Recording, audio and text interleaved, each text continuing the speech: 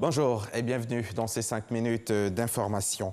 La révision de la liste électorale s'achève ce dimanche. On se souvient que la commission électorale indépendante avait prorogé l'opération de révision de la liste électorale donc au dimanche 5 juillet à 12 h. Eh bien, on est dimanche. L'institution avait invité ses agents à prendre toutes les mesures nécessaires pour faciliter la mise en œuvre de cette opération tout en comptant sur le civisme de tous pour finaliser cette opération dans les meilleures conditions. Avis donc à tous les retardataires, les centres sont encore ouverts. Vous pouvez y aller pour vérifier votre nom sur la liste électorale ou changer votre lieu de vote. Direction Grand Bassam, à une 50aine de kilomètres d'Abidjan. Un séminaire de renforcement des capacités des responsables des différents programmes du ministère des Eaux et Forêts vient de s'y tenir. Il a été initié pour former les acteurs du ministère sur l'évaluation de la performance pour une gestion efficiente des budgets alloués. Les précisions d'Astou Touré. Spécifiquement, il s'agit de définir les indicateurs de performance et d'actualiser le document de programmation pluriannuel des dépenses et préparer la conférence budgétaire 2021. L'année 2020 a marqué le basculement en mode budget-programme de la Côte d'Ivoire, en l'instar de tous les pays de l'UEMOA. Et c'est une nouvelle norme budgétaire et il fallait que tous les acteurs du ministère soient formés au rudiment de cette nouvelle façon de concevoir le budget et d'exécuter le budget.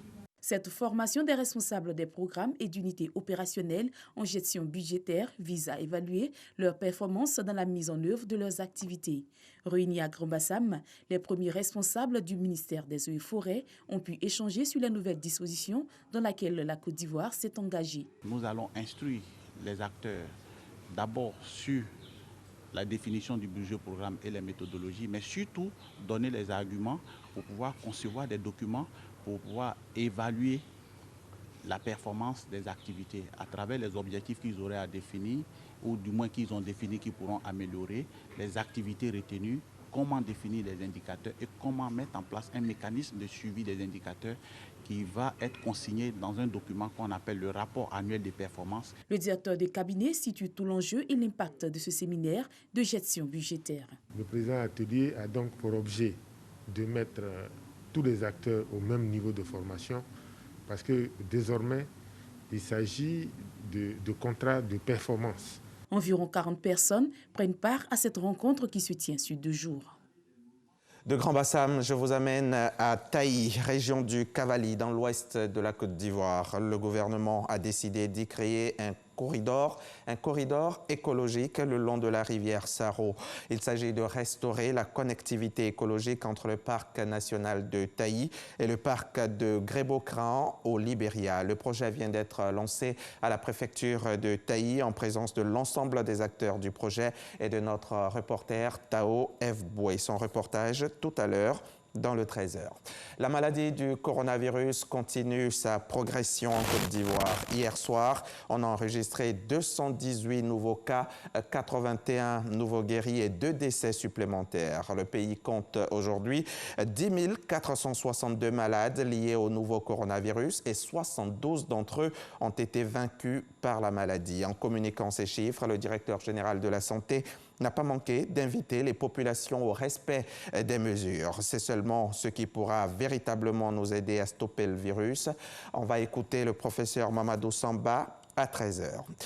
Des pluies torrentielles s'abattent depuis samedi dans l'île de Kyushu, au sud-ouest du Japon. 16 personnes sont présumées décédées, une dizaine d'autres sont portées disparues. Des équipes de secours et des soldats des forces d'autodéfense tentent toujours de retrouver des personnes bloquées dans les habitations.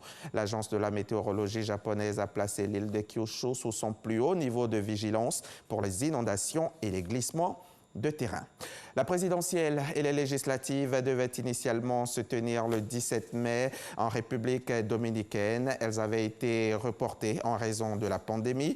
Cette fois, le scrutin se tiendra coûte que coûte d'après les autorités électorales, même si le nombre de cas de Covid-19 continue de grimper. Quelques 7,5 millions de Dominicains sont appelés à élire les 2 chambres du Congrès et choisir le successeur du chef de l'État.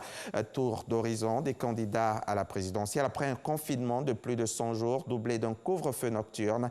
Les frontières du pays et les liaisons aériennes ont rouvert mercredi.